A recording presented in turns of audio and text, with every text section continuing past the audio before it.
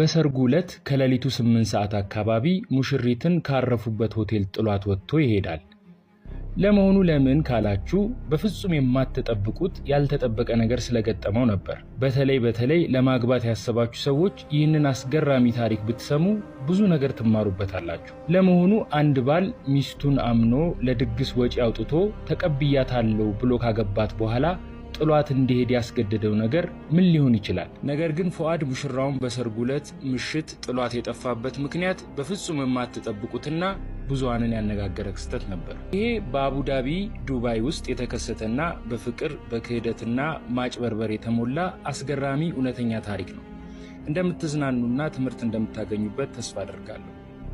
ታሪኩ የተከሰተው በፈረንጆቹ ኦክቶበር 12 2022 አካባቢ ነው። ቦታው ደግሞ አቡዳቢ ዱባይ ውስጥ።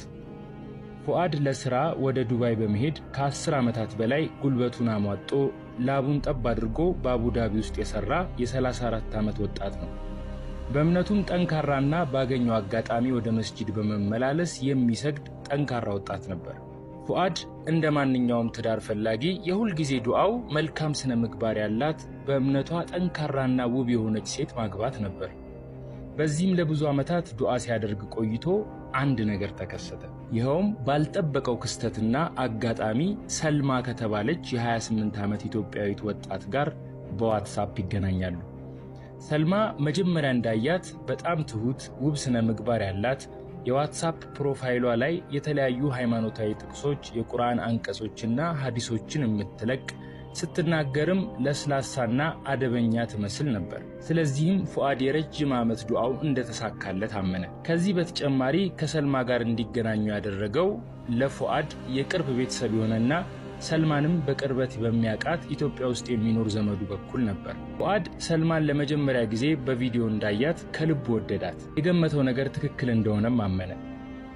ከሰልማ ጋር በስልክ በሚያወሩ ጊዜም ሰልማ እኔ አላህን የሚያስደስት ምርጥ ትዳር እንዲኖረኝ እፈልጋለሁ፣ እንደዚሁም አንድ ላይ ሆነን እስከ ጀነት በፍቅር አብረን እንኑር ምናምን በሚሉ በርካታ የፍቅር መግለጫ ቃላት አዥጎደጎደችለት። አንዳንዴም ጠፍታ ከቆየችበት ስትመለስ ከሴቶች ጀማዓ ጋር ቀጠሮ ነበረኝ፣ መስጂድ ውስጥ ነበርኩ እና የመሳሰሉትን ምክንያቶች ስለምትነግረው ፉአድ ትክክለኛ ለትዳር የምትሆነውን ሴት እንዳገኘ አመነ። ይህንን እድሉንም በቀላሉ ማሳለፍ አልፈለገም። እናም በጥቂት ጊዜያት ውስጥ የስልክ ግንኙነታቸው እየዳበረና እየጠነከረ መጣ። በዋትስአፕም በርካታ ሐዲሶችን፣ የጁማ ጥቅሶችንና የቁርአን አንቀጾችን ትልክለት ጀመር። ሁሉም ነገር ያማረና የተስተካከለ ይመስል ነበር በመጀመሪያ። አንዳንድ ጊዜም የሆነ አስጨናቂ ጉዳዮች ገጥመውት ሲያማክራት ለምን ሰላት ሰግደህ አላህን አትለምንም እያለች ታረጋጋው ነበር። ፉአድ ልቡ በፍቅር ቀልጧል። ይህችን የመሰለች ልጅማ ከህይወቴ ማስመለጥ የለብኝም ሲል አሰበ። ቶሎ ብሎ ነገሮችን አስተካክሎ ወደ ትዳር የሚገባበትን መንገድ ያስብ ጀመር። ነገር ግን ያላወቀውና ያልጠበቀው ነገር ሰልማ እየተወነች እንደነበር ነው። ያ ሁላ ጊዜ የምትልክለት የምታወራቸው ጣፋጭ ታሪኮችና የሚያረጋጉ ንግግሮቿ በሙሉ ፉአድን ለማጥመድ የተጠቀመችው ወጥመዷ ብቻ ነበር። እናም በሚያስገርም ሁኔታ ትወናዋን በብቃት መወጣት ችላለች። ፉአድ በበኩሉ ለሰርጉ ቀን ቆርጦ ዝግጅቱን ጀምሮ ነበር።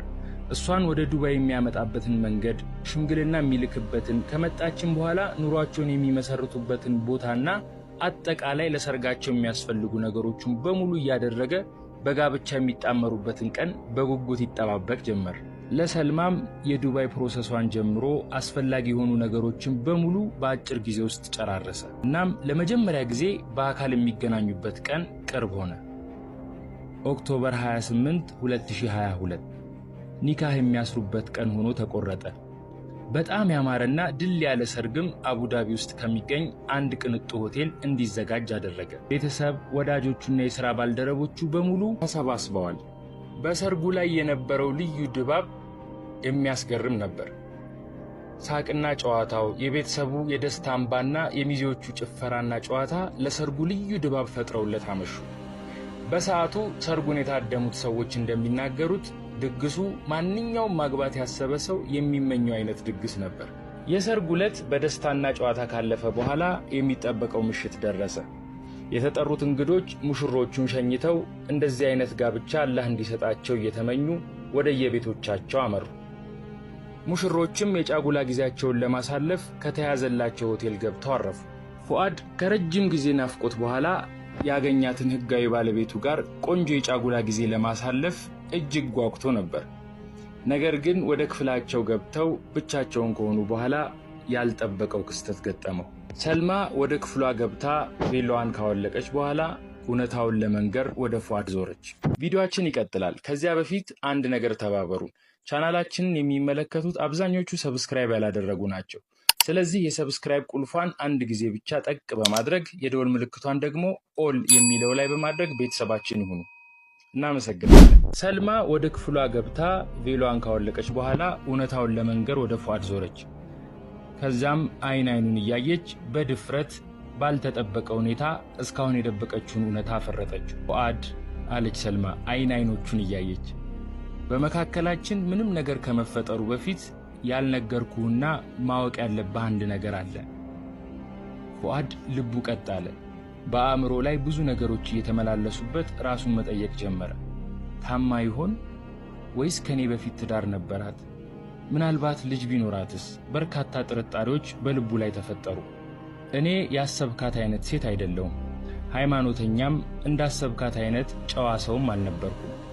አንተን ለማግባት የወሰንኩት ወደ ዱባይ መጥቼ ሥራ ለመጀመርና ሀገር ቤት ቤተሰቦቼን ለማስተዳደር ቀላሉ መንገድ ይህ ብቻ ስለነበር ነው። ሳልነግርህ በመካከላችን አንድ ነገር ቢፈጠርና ትዳር መስርተህ የጠበቅካትን አይነት ሴት ሳልሆን ብታገኘኝ ይበልጥ ልትጎዳ ትችላለህ። አንተ የማትፈልጋትና የማትመኛት አይነት ሴት ጋር እንድትኖር ደግሞ አላስገድድህም። ስለዚህም ነው ይህንን ነገር ካሁኑ የምነግርህ። እንደማታዝንብኝ ተስፋ አደርጋለሁ። ውሳኔው ያንተ ነው። ፉአድ የሰማውን ነገር ባለማመን በዝምታ ተውጦ ቁጭ አለ። ምናልባት እንደ ዘመኑ ሰዎች ፍራንክ እያደረገችኝ ይሆን ሲልም አሰበ። ሰልማ ግን የተናገረችው ነገር ከልብ እንደሆነ ያስታውቅባት ነበር። ንዴት፣ ድንጋጤና ሐዘን ተደራርበውበት የማያውቀው ስሜት ተሰማው። ከዚህ በላይ እዚያ ክፍል ውስጥ መቆየቱ የማይፈልገው መጥፎ ስሜት ውስጥ ሊከተው ስላሰበ ሌሊት 8 ሰዓት ላይ ሙሽሪትን ክፍል ውስጥ ብቻዋን እንዳለች ጥሏት ወጣ። በመንገድ ላይ ብቻውን እየሄደ የተደበላለቁ አይነት ስሜቶች ይሰሙት ነበር። እንዳሰብኳት አይነት ሴት ባትሆንስ? ከወደድኳት እሷ እንደፈለገችው ቤተሰቧን እየረዳን መኖር አንችልም ነበር? መጀመሪያስ ለምን ዋሸችኝ? ለምን ትቻት ወጣው? መመለስ ነበረብኝ? ለምን ደበቀችኝ? የተለያዩ ጥያቄዎች የተመላለሱበት ወዴት እንደሚነዳው ሳያውቅ ጉዞውን ጀመረ። በእርግጥ ትዳር በውሸት ላይ ተመስርቶ የሚገባበት ሕይወት እንዳልሆነ ሁላችንም እናውቃለን። ከትዳር በፊት ሁሉንም ነገር ማወቁ አስፈላጊ ብቻ ሳይሆን ግዴታም ጭምር እንደሆነ ይህ ገጠመኝ ያስተምራል።